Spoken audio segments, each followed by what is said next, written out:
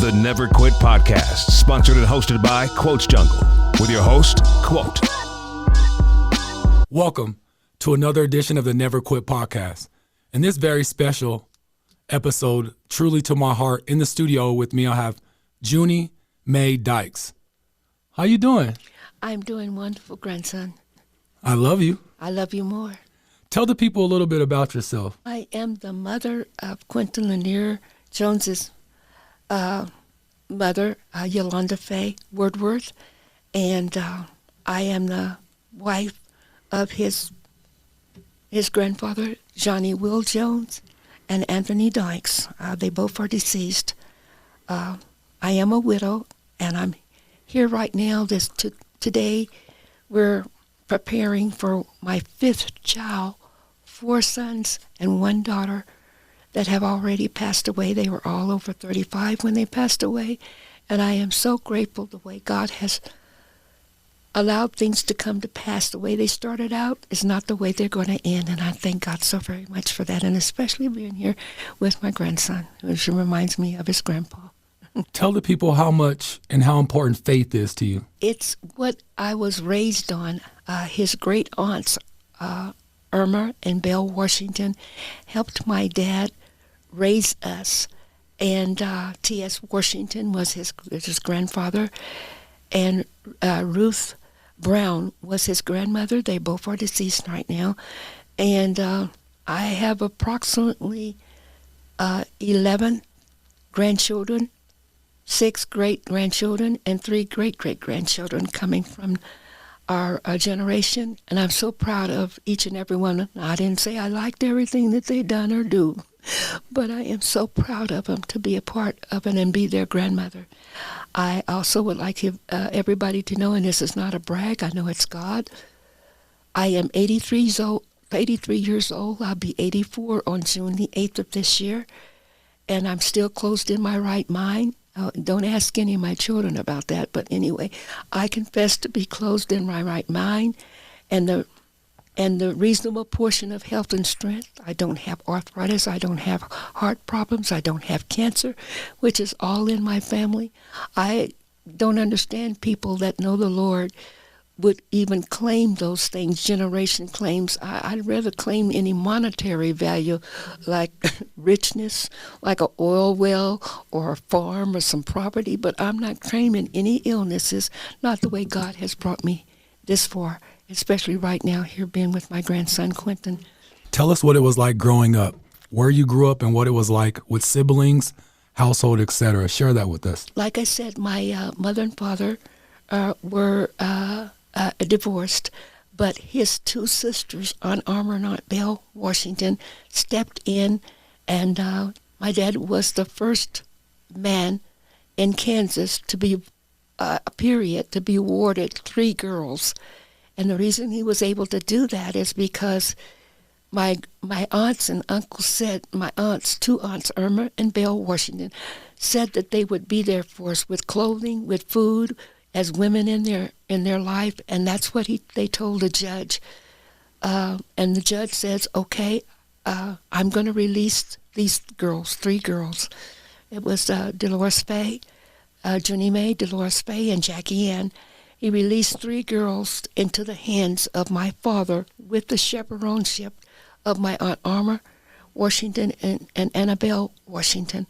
That's how it come about that we were able to be released from a children's home, which we were going to have to stay in.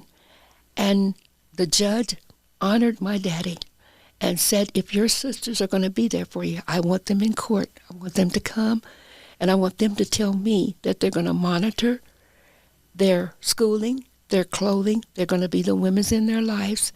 And then he looked at my dad. The courtroom wasn't full. I don't want to overplay or state any statements that's not untrue to make it more fabulous than it was.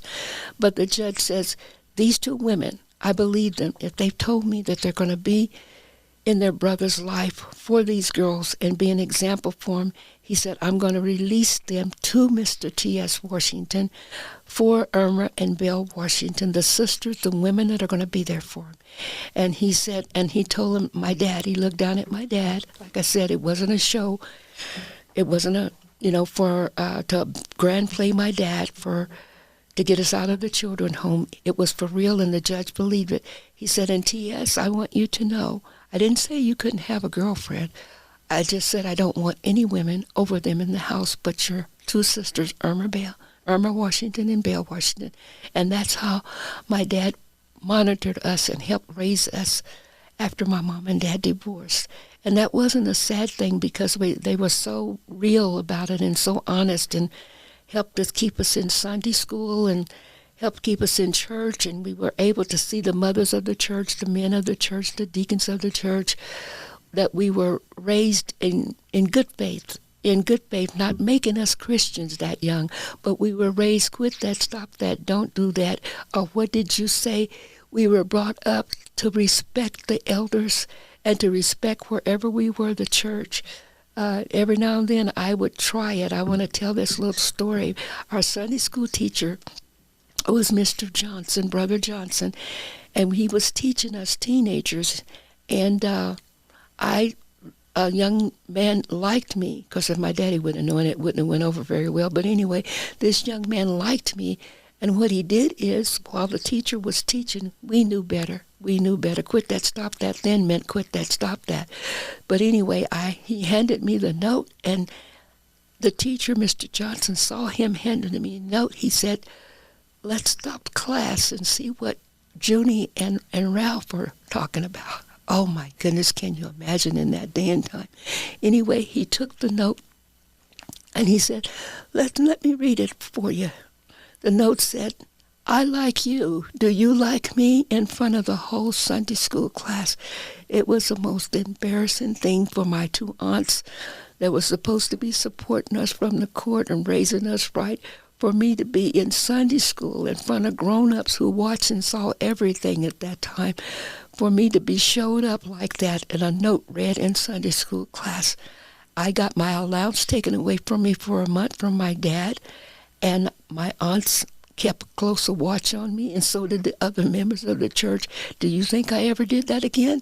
No, I did not flirt or court in church ever again. So that was one of the examples of my raising and my training and why I have the foundation. I'm not all of that glory, hallelujah type of a Christian yet. I am a deaconess in my church, Acts Community Baptist Church in Oklahoma City, Oklahoma, under Dr. Darrell Hairston and Karen Hairston.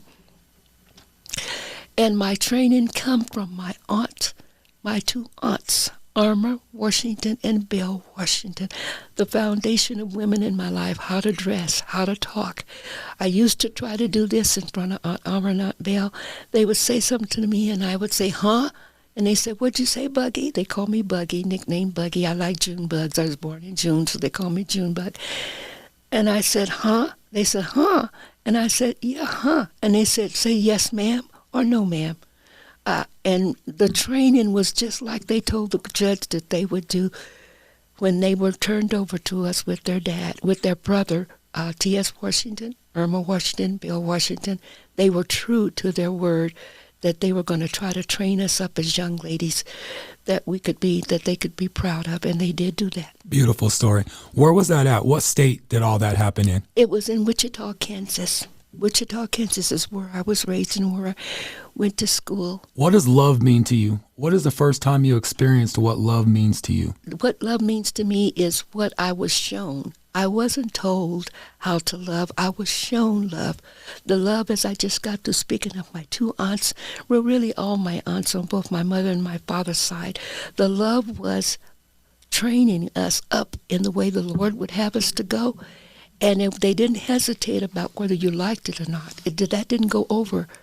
I'm 83 years old right now. This is 2023. I'll be 84 on June 8th, and I am so proud. I don't have, because of the training of quit that, stop that, don't do that, shut up, sit down over here, the punishments were put on me. I thought it was very cruel and very evil, as any child would think.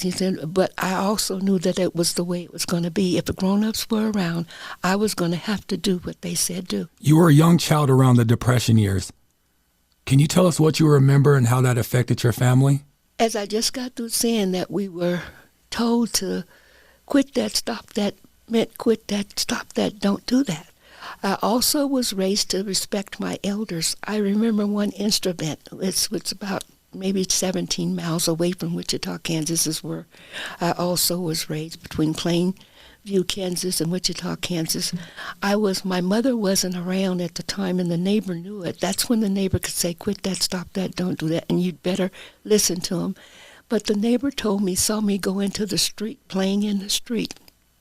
And she said, Junie Mae. They put my whole name together, said, Junie Mae, get out of that street. And I didn't particularly want, my aunt wasn't around, it wasn't my mother, it wasn't my daddy, so I didn't think I had to respond, so I rolled my eyes at her. And when my mother came home, she said that I didn't know that the neighbor had stopped her outside and said, I told Junie Mae to get out of the street, and she rolled her eyes at me. So when my mother come in the house, as mothers did, then the training still went. You pay attention to adults and you respect adults. She said, I understand you rolled your eyes at Miss So-and-so. I can't remember her name now, so I won't make up one. But she said, get in the room. And I knew what get in the room meant. She said, don't you ever roll your eyes, because if I'm not around, she was your eyes to keep you from getting killed playing in the street. And you're going to roll your eyes? Don't ever do it again. And do you think I ever did it again? I never did it again. Roll my eyes at no adult, and was raised to give respect to adults when they say quit that, stop that. It doesn't matter if I liked it or not. That wasn't the point. It was just you obey adults. After that, World War II happened. Do you remember anything briefly about that? The only thing I remember about the war is that my daddy's brother, George Washington, was in the Army, and his wife and the children, my cousins, the children that he and his wife had, it still went. You know how you can have favorite children, favorite grandchildren, favorite niece, favorite, that wasn't it. It still meant that if they told you what to do, stop that, quit that, don't do that, it meant just that, quit that, stop that, don't do that. We didn't have that. It's okay, it's just Junie. That's the way she is. They made no excuses for ill or wrong behavior or disrespect. Being 83 years young, what advice would you give younger women with their experience in being in the world and on this earth thus far? I would give this experience, and this is just on the point of my grandson asking me on the point of what I have done as a generation of grandmother much younger than my mother, my grandfather. My generation is just said, God said, train up a child in the way it should go, and they won't depart far from it. He didn't say they wouldn't depart, but if you train them up in the way they should go, like we were, respectful, quit that, stop that, doesn't mean that. That's protecting them in a way. When your eyes are not there to see them, they will remember the quit that, stop that, and they also will remember the consequences. So that's the way I was raised, and it's the way I put into my children. Like, if somebody, adult, a teacher at school, or neighbor, or whatever, another grown person says anything to try to correct you, it's all right with me. So you don't need to think I'm going to get mad at anybody correcting you to try to stop you from getting in more trouble by being disobedient. Clearly, you grew up with racism. Do you roughly remember some of your experiences growing up dealing with racism? I grew up in a time of racism, but I didn't realize it was racism because of the way that I was raised. Quit that, stop that, excuse me, thank you. That don't come out of a rebellious child that's done seen rebellious and takes glory in acting ugly or ignorant or saying the wrong things, because I wasn't allowed to say it, and people didn't call me Miss Goody Two-Shoes. At school, I was best friends with a lot of my Caucasian friends. I was able to go over to my Caucasian friends in a neighborhood about 8 blocks from me, and their mothers and their fathers, because of the training that I had been given at home, and quit that, stop that, don't do that, and respect that I had for, not because of a race that had nothing to do with it. It's my mannerism that the other race used to respect, that they could tell me, don't do that, stop that, what are you doing? And I would respectfully answer, not in anger, not in resentfulness, but in respect. And I was able to go all over to one of my best friends. I even got to go into tap dancing lessons because of Anne Marie. I'll never forget her, Anne Marie Brown. And her mother she was taking tap dancing lessons, and I came home, and my parents were a bit more able to pay for tap dancing lessons than they were for food, barely, at that time. And I told her that I wanted to take tap dancing lessons, and my mother allowed me off of the enthusiasm that I showed for someone else I saw doing something that I felt like I could do. So my training was that I could do anything but fail. I was in track and field. Thank you, Jesus. I was in track and field, and I also was protective of others who were being treated bad. I had a girlfriend named Donna on the playground one time, and they were messing with her and calling her ignorant and that type of thing. And they said, and you're going to choose her to pitch? I'm the captain. Yes, I choose Anne Marie. Yeah, I choose her to pitch. And they resented that, but wasn't anything they could do about it because I was the captain. So my fairness that I have had nothing to do with me. It was the training and raising that I had all the way around, from the neighborhood, from the school teachers, from Sunday school teachers, from anybody that was grown could tell me what to do. I know you love music, and I clearly know you love gospel music because you're my grandmother, and you also love Kenny G. But every time that I remember and recall you as a child and even as an adult, you're always dancing. Can you tell me why you love dancing so much? And for those who don't know, my grandmother always dances. I don't know if that's trying to give us an indication that she's still moving and she's okay, but she's always been like that since I was a very young child. Tell us about why you love dancing so much. I love dancing because it was something that I was able to move in and able to do and draw attention to. Now, my Christian aunts and everything, I didn't display that before them a lot, but anybody else, it would be like as soon as the music start, the beat it start, I would have the floor and take the floor. And also that in singing, I was able to do it. My daddy was so proud of me. He used to have me, he worked in a country and western bar, and he was authoritarian, and he had respect in the bar, White Way Bar in Wichita, Kansas he worked in. I know most people, like I said, and he was very strict concerning you couldn't come in and cut up, you couldn't act anyway. But he loved country and music, and he would have me singing, and I would be so, oh, come on, Daddy, can I dance? Can I do that? He said, sing that song, June. I said, sing that song, and I thought, oh, my goodness. And every now and then I would go, I'd walk for miles, cry or smile for my mommy and Daddy. I want them to know how I feel. His love is real for his mommy and Daddy. I want them to live on till their call. He would have me do that, and I said, oh, come on, Daddy. I don't want to sing any Western songs, but I always did it because he enjoyed the talent that came out of me for that. And that's what the music, background music was for where he was working at the country and western bar. I'm not afraid to shame that. He had great respect. He had a bar room with respect. You couldn't act any kind of way. When my father was the bartender in the bar, you still had to control yourself and act accordingly. Who are some of your favorite artists back then growing up?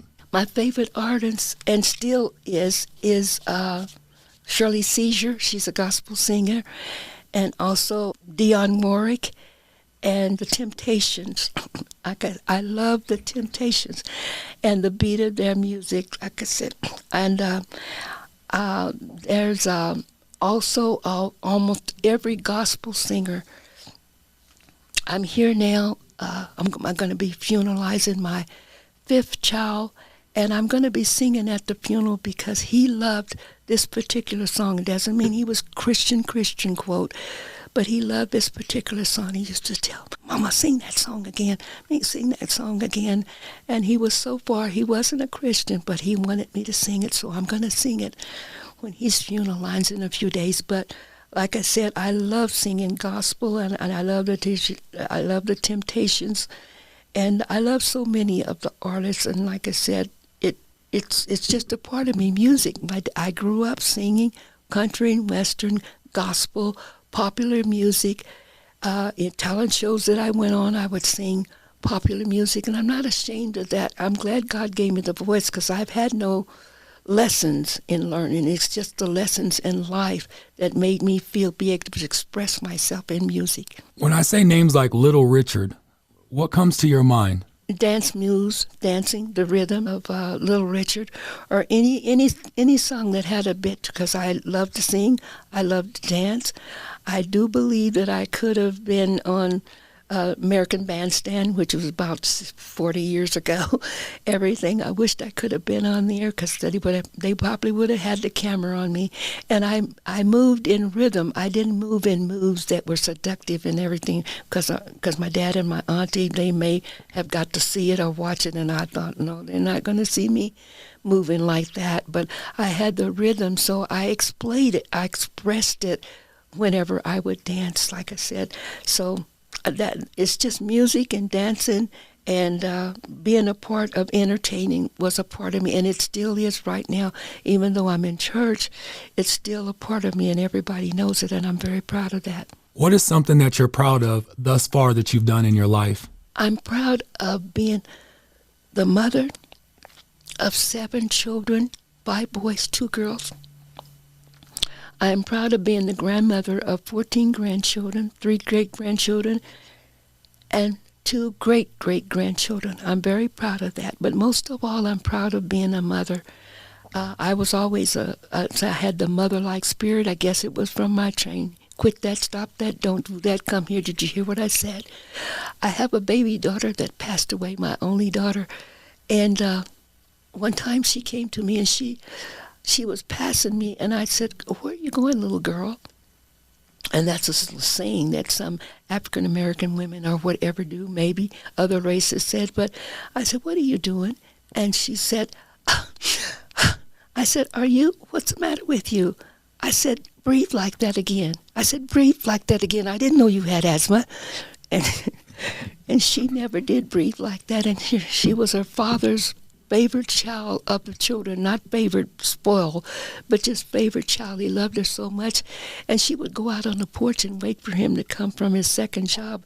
And she went outdoors on the porch after I yelled at her, and I went to the door and I said, "Little girl, you always go tell on your brothers and sisters." I said, "But if your daddy comes in here and asks me your first name, I'm going to mow you down to the ground right before him. You got that?" And she didn't tell her daddy on me that particular time because I meant it. Like I said, that's spoiling her. Nobody's going to be bothered with anybody that can quit. And I'm not going to allow it. If I can stop it, I'm not going to allow it. And she didn't tell her daddy on me. She kept telling him on her brothers and sisters, but she didn't tell him on me that day. Talk about where you got your fashion sense from, Grandma. You've always been matching in beautiful colors, always looked beautiful. Where did that come from? Has that always been instilled in you? It's always been instilled in me. I don't know that my aunts didn't just believe the judge, but I looked at the 2 aunts that the judge allowed to come into my life and help my dad raise us as young ladies, and that's exactly where they did. That's matching hat, matching shoes, and not with a lot of expense, but the colors, the matching colors, and as it caught on with all of us young girls, my three sisters and myself, Jackie, Junie, and Faye, it caught on, and it's still catching on right now with my daughter, Yolanda, and my granddaughter, Brittany, Justine. All my grandchildren are into the fashion and everything, and I got some handsome grandsons and nephews that are either muscular build and everything, the fashion thing, even though they weren't around a lot of men, but they know how to dress and present themselves. Like I said, it has nothing to do with impressing Grandma. They just caught on. It's just something that catches on, the fashion thing. You said you didn't experience very much racism growing up because you gave respect and got respect. Do you remember or recall any other friends or families that you got along with that weren't the same labeled race as you? Any names or stories you could tell about meeting somebody or growing up with them? Like I said, Anne Marie Johnson, I never will forget her. She, and I don't know what, I think it was a God in a type of intercession thing that I was to learn to not go that way. Don't stop, don't expect it. Just act the person that you are, be who you are, and folks don't have to like it, but at least you've been presented the best side of you. And that just seemed like that just took on. I wouldn't allow them to, they would ask me, why did you pick her? She can't do this, she can't do that. Why did you allow this and why did you allow that? And I said, I'm the captain. I said, it was my choice to choose. And I said, since it was my choice to choose, I chose. And so you have to stand by a principle. And at that young age, I had no idea fully what principle meant.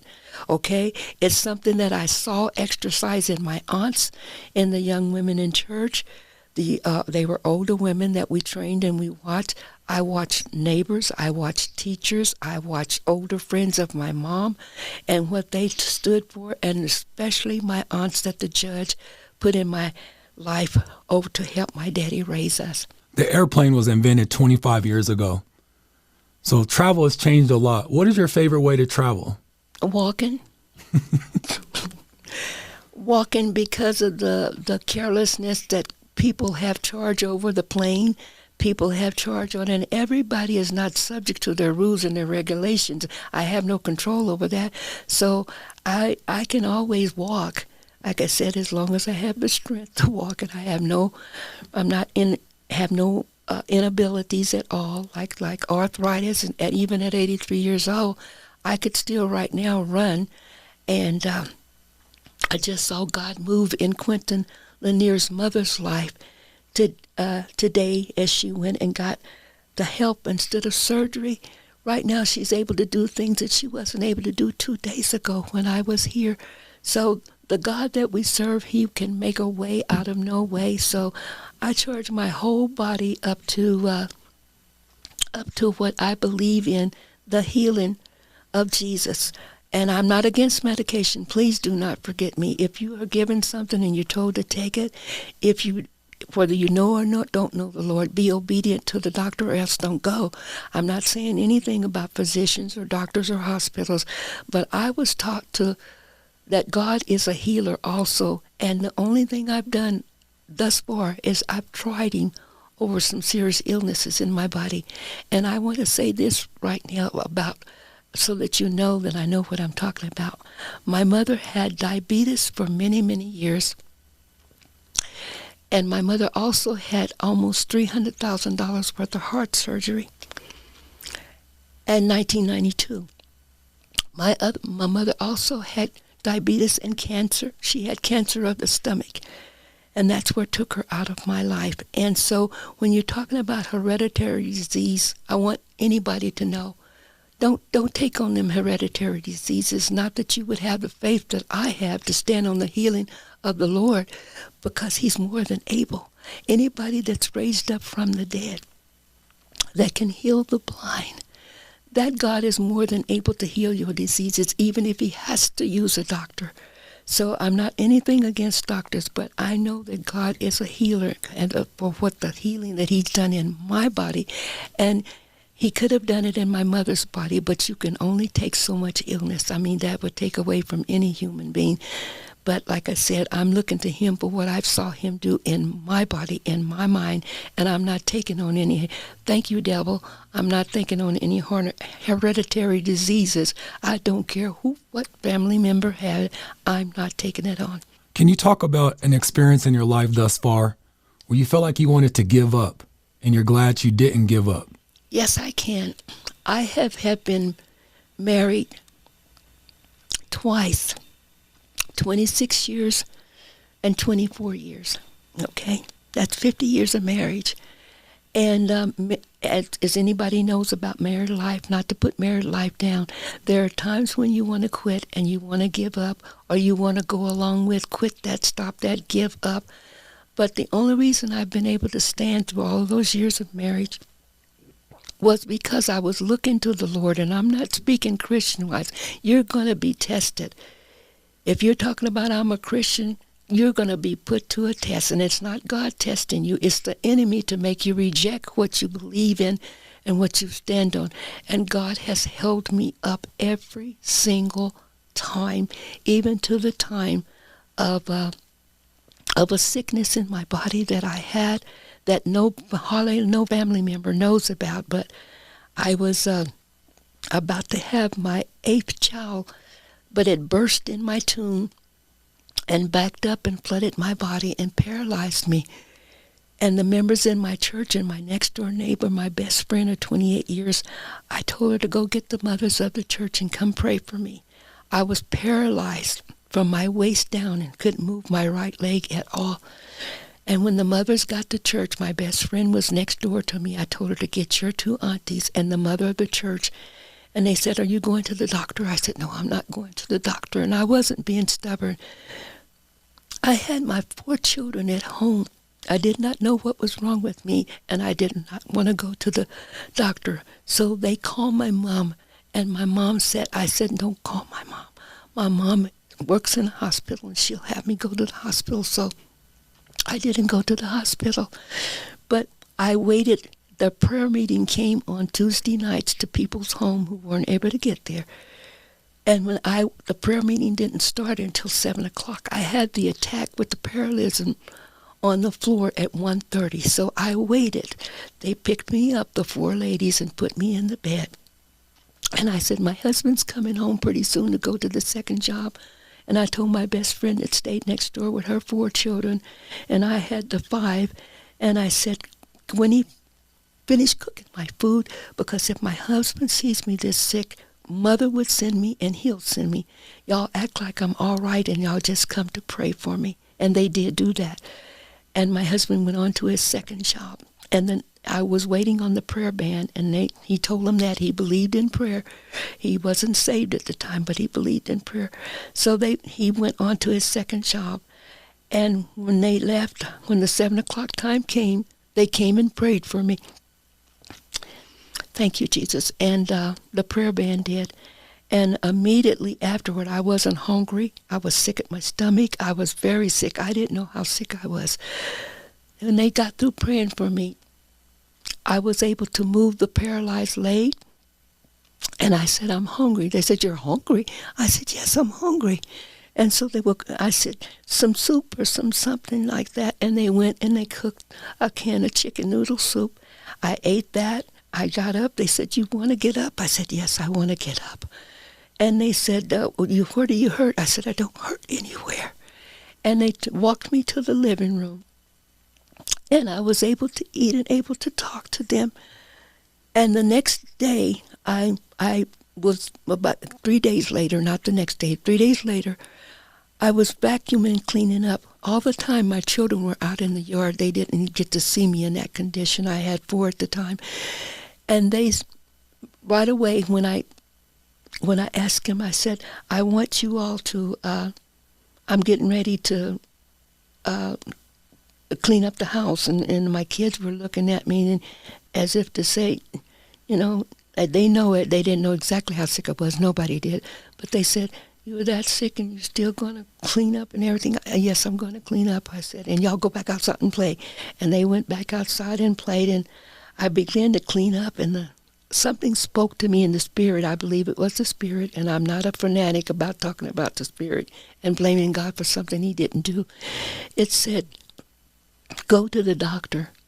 And I thought, now look, I said, "Look, if you're going to tempt me, you at least need to make me cripple or give me some pain or do something again to make me hurt. And you're trying to scare me." I said, "I rebuke you." And then all of a sudden it said it again. It said, "I said, go to the doctor right now." And I thought, oh my God, if it says it again, I believe it's the Father, Son, and the Holy Spirit. And it did speak up again and said, "Go to the doctor now." And now rung in my ears. I threw my vacuum down and ran next door and told my girlfriend to come and help me get ready to go to the hospital. And she said, "Hospital?" And I said, "Yeah." I said, she said, "Hospital, you were healed." And I said, "I know, but God said go." She said, "You know what? I want you to go." She had done some nursing aid. And she said, "Because, Junie, your eyes were rolled back in your head. You were paralyzed. You didn't have any color. You need to go." And at that time, her husband wasn't available. He had his car. He was at work. My husband wasn't available, no car. And I went 3 blocks to the bus stop and took a bus almost 17 miles away downtown, and then took another bus another 14 miles away down to the hospital where my son was born, Tony. And when I got in the hospital, when you go to a hospital emergency room, there's always a full rush. You have no control over that. So I just walked up to the counter and they said, yes, ma'am, can we help you? And I said, I didn't want to get in front of anybody because the emergency room's always full. And they said, they said, what is your problem today? And I didn't know what I was saying. I said, I think I had a tubercle blood pregnancy. And the lady, she said, come on, come with me, and took me right away to the emergency room. And there at that emergency room, the doctors began to examine me. And they said, ma'am, how long ago? And I said, it was 3 days ago. And they said, I'm sending for another doctor from another specialist hospital. And I knew about the hospital. I want to make sure. So when that doctor got there, he examined me, and he said that I had blood sitting in my stomach that should have backed up to my lungs and flooded and killed me. And he said, it's 12:30 now. We have her in surgery by 1 o'clock. And I thought, oh no. I said, no, you're not going to undo what God done for me. God's already healed me. And the head surgeon come to me and put his finger, I know that wasn't ethical, but he put his finger in my face. He said, ma'am, if God done brought you this far, he done about all he's going to do for you. We need to get that blood ciphered out of your body. It's just sitting there. It's going to set up rigor mortis. And I said, okay. And they said, we're going to, who? And I started to cry because I thought they were fixed to undo it without permission. And he said, who? I said, I want my pastor. And he said, who's your pastor? And I told him who it was. He said, what's his number? And he asked me, who is your husband? I said, I don't know where my husband's at. He left me. I lied. Because he would have come right away and agreed with the pastor. So he said, okay. He said, what's the pastor's number? And he called my pastor, Reverend Frank Mason. And he said, told him the situation. And he said, well, they were waiting, and they said, we're going to wait, and we're going to have both doctors come in and talk to your pastor and his wife. And I didn't know that he had called them. I really didn't know. But when they come in the door, I loved my pastor, but my pastor said, Sister Junie, I said, don't you Sister Junie me. And I said, you called my pastor. And they said, you gave them the number. They wouldn't have known my number. They said, now, I said, I don't want to hear what you're saying. I said, go away. I was very rebellious. And the doctor said, okay, she's getting upset. Her blood pressure's going up. You all go out. And while they went out, I went to the room and got my clothes on. And I know the hospital very well because it's where 2 of my children were born. And I went and got my clothes on and went down in the basement because I knew how to catch a bus that was going south. I live north. And they wouldn't have never found me and undo what God had done for me. And when I went down in the basement, I was trying to get back up again, and the basement elevator was broke, and I did not know that. And at the meantime, they had went in the room and saw that I had left, and they had guards going all over the hospital looking for me. And they finally come down in the basement, and they said, aha, here she is. And I sat down on the floor, and I began to scream and holler because I didn't know what I could do from then on. I couldn't run from them. I couldn't leave. I couldn't get away. And the doctor finally said, put something in her and put her to sleep and take her up to surgery. I was so hurt. And then the doctor, on the way up, they took me up on the elevator to the surgery room, and they said, put her to sleep. And I said, they told me to breathe, and I began to I said, I'm not going to breathe in an instant, and I'm not going to go to sleep. I was so rebellious against them. undoing what God had done. I felt like God had done in healing my body. But anyway, he said, I said, put it to sleep. So the anesthesiologist said, close your eyes. I said, you close your eyes. I was very rebellious, and God was trying to spare my life, and he did, because they got me up there and put me under and done the surgery and got the blood cleared out of my body on the right side where the baby had tried to grow in my right ovary. I know this is detailish, but I want you to know how God moved. And I'm giving him the glory even now. I'm not talking about what I went through. I'm just giving God the glory. But anyway, when I came to in the ER, I was looking at different people. One man, I heard him talking, and they said he had got shot 3 times before.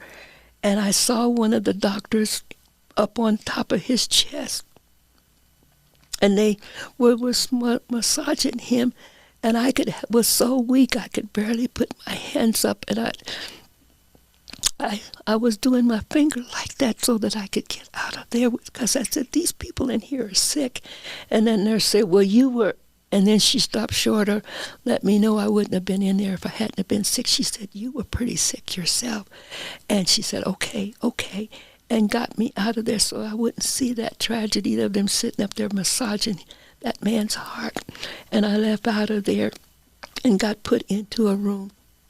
I want you to know that I know I know now, but I didn't know then. I wasn't being stubborn, but I just thought they were going to undo the miraculous healing that God had done in my body. And they asked me where was my husband, and I told them, I said, he left me, and they said, where are your children? And I said, they got taken away.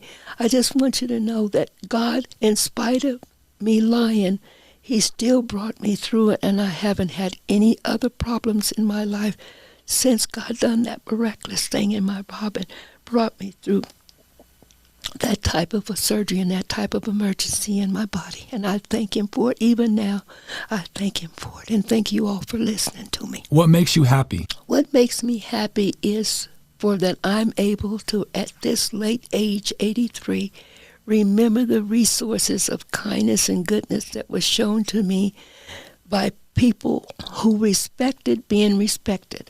Now, when I say that, I'm talking about teachers at school. I'm talking about Sunday school teachers. I'm talking about neighbors who cared enough to tell my mother what I had did so I could be corrected and stuff.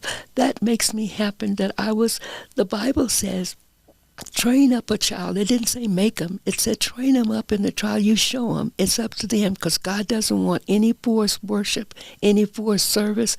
You pretending that he knows that. He said train them up in the way that they should go. Now, if they depart from that, they won't depart far. That's why we need to train our children. We're not concerned whether you like it or not. Like it, that's what's done messed them up. It spoils them, it ruins them, it makes them resentful to go against what they think they believe. What do they know? You done lived a generation before them. You know a little something, but if they're not going to listen, like I said, they're still going to miss the mark in life. Talk about how important forgiveness is to you. Forgiveness is very important to me because of what Christ did on the cross. I will never forget this, and it has nothing to do with Christian. Think about what I'm saying right now. Jesus was on the cross, pierced in his side, crowns of thorns on his head, nails in his hands and his feet, and looks down. I always say, and it's not a joke, because I would have, knowing the power that I had with my father, I feel like God could have caught me back up. But he looked down. They didn't go around the corner. Some of them sinners didn't. And some of them naysayers and pretenders. They were at the foot of the cross with him able to look down and see them gambling over his road. I tell people, and I'm not joking, I would have come down and then went back up and got them. How dare you? I'm up here dying for you and your sins to be covered. And you're down here at the foot of the cross. Why couldn't you go around the corner if you're going to gamble over my road? Why would you do that before me? I would have come down and went back up. That's not a joke. That's a human thing. That's why it was God that gave his life for us. beside of what he could see in what we were doing. If you could tell the people your favorite Bible verse and cite that for us. My favorite Bible verse is, and I have a hard time dealing with it, but God said do it, and I want to be obedient. It said, pray for those that despitefully use you and do all manner of evil against you. And I said, pray for him. I asked him one time, I said, can I just hit him or sock him or do something? And he said, what if they hit or sock back? And I said, okay, God, I got it. I understand now. I got the message. Because I haven't been in a fight in 55 years or so. So I said, I got it. He'll make you aware to stand by his word. Let's talk about that fight. You remember that fight? Give me some details about that fight. My fight was with a young lady that I allowed to. My birthday present was a bicycle that my dad had bought.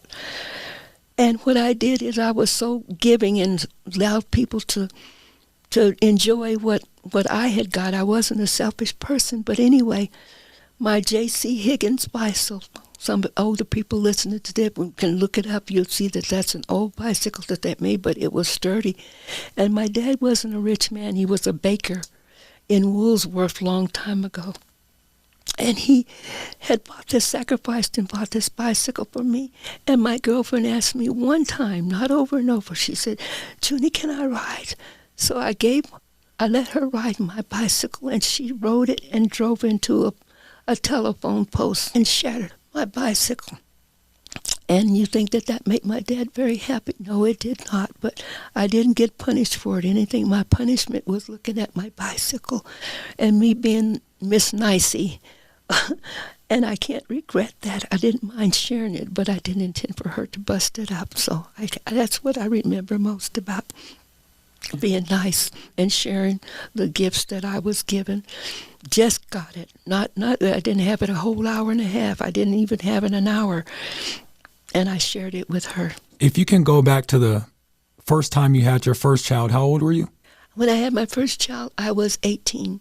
If you can go back to 18-year-old you, what would you tell yourself now with everything that you know? I would tell myself and remind anybody else, when you're being told things, it's for a reason and a purpose. You don't have to be old to learn these lessons.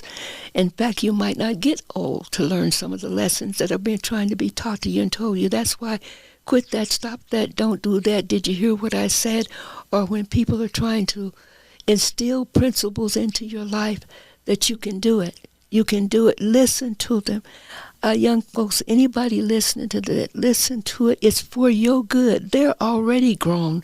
They're trying to put the principles in there. God said, train up in a child. I won't never stop saying this, in the way it should go. If they depart from it, it won't be on you. If you're seeing something, I remember this little story, even about a dog and everything. I drove up in my driveway many years ago from the work.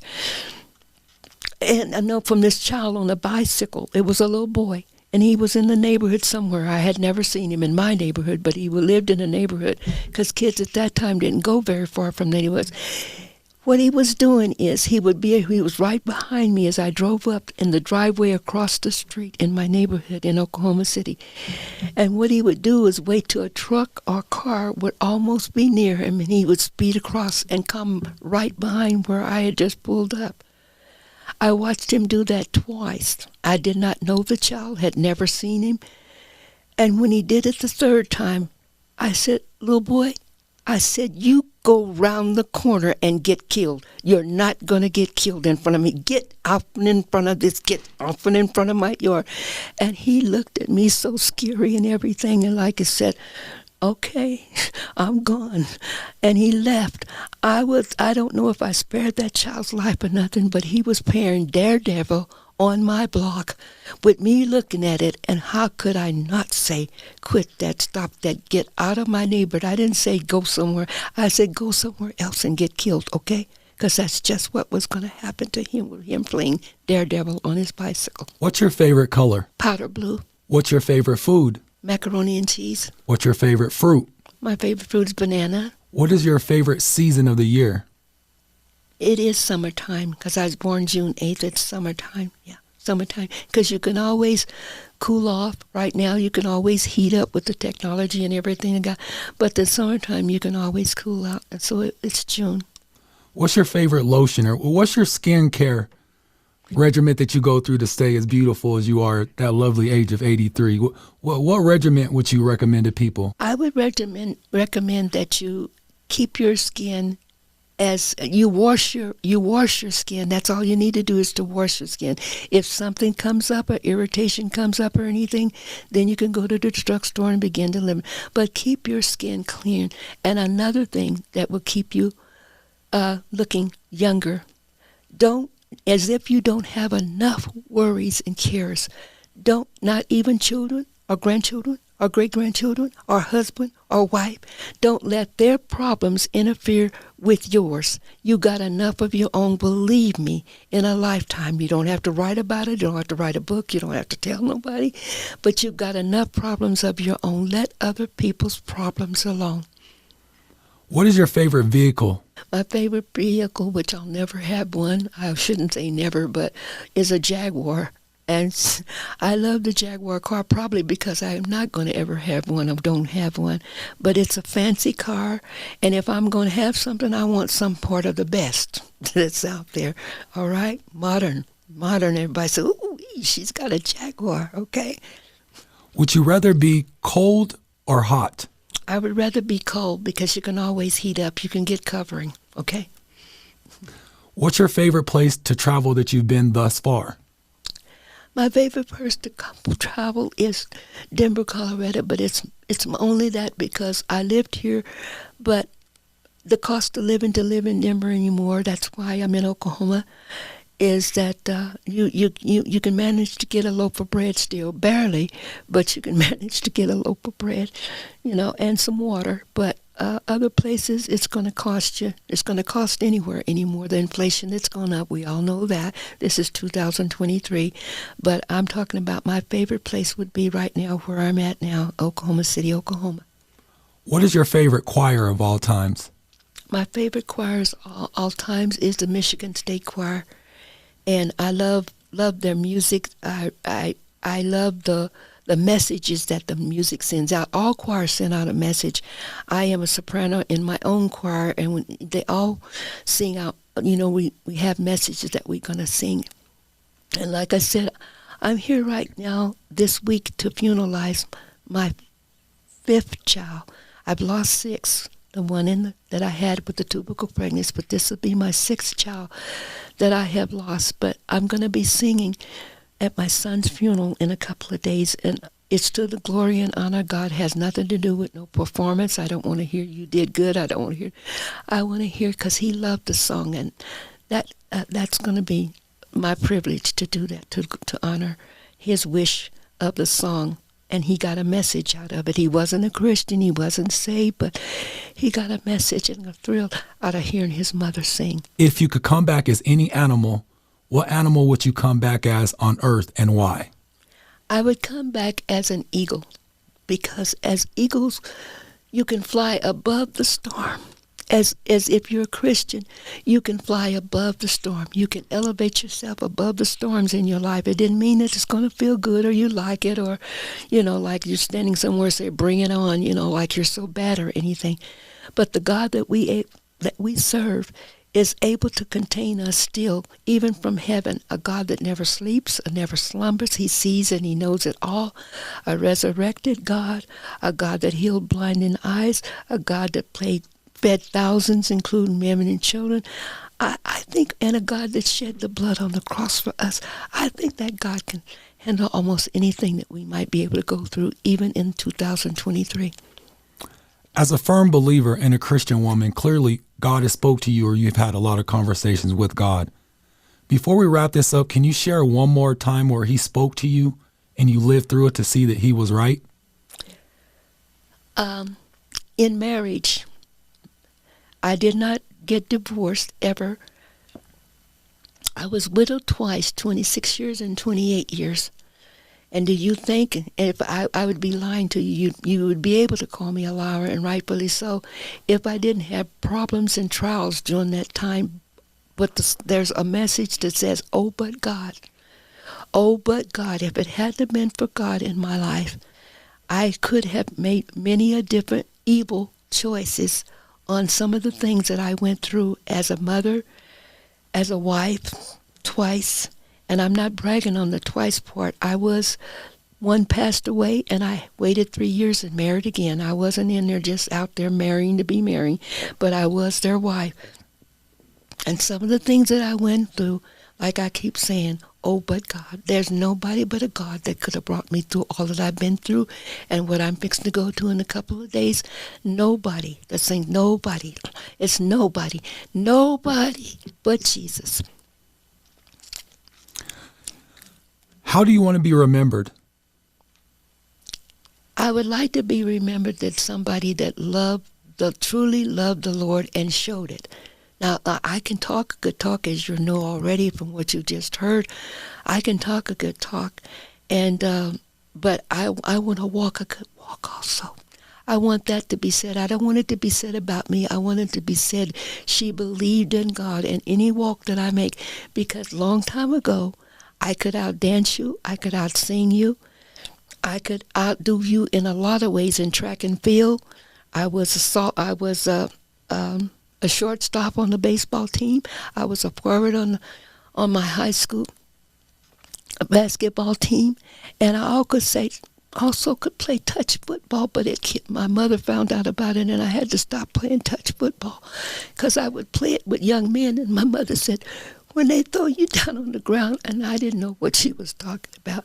She said, what do you think they're doing when they throw you down on the ground? And I looked at my mother and I said, I don't know what I think she was talking about, the touching part and everything. But anyway, my mother stood on the top of a hill one time and saw me, and I couldn't deny it. And she called me. They said, Junie Mae, there's your mother standing up on the hill watching me. But now I know what she was doing. Football wasn't a game for me at that time. It is now. They have women's, but it wasn't a thing that you did at that time.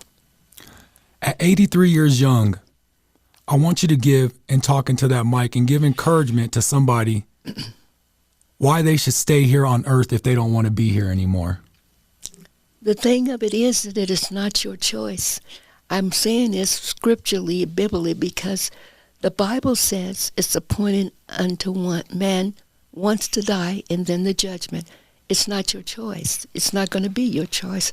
No matter how you leave, you might leave here a little bit before human time, but you will never leave here before God's time. Every life and death is in the hands of Jesus. Thank you for your time. I love you. I love you too, son, grandson. I love you so much. Thank you. And thank you, everybody, for listening to me. Thank you. This has been another episode of the Never Quit Podcast. In this special edition, my beautiful grandmother, 83 years young, sat down and had a conversation with me. Peace. The Never Quit Podcast, sponsored and hosted by Quotes Jungle.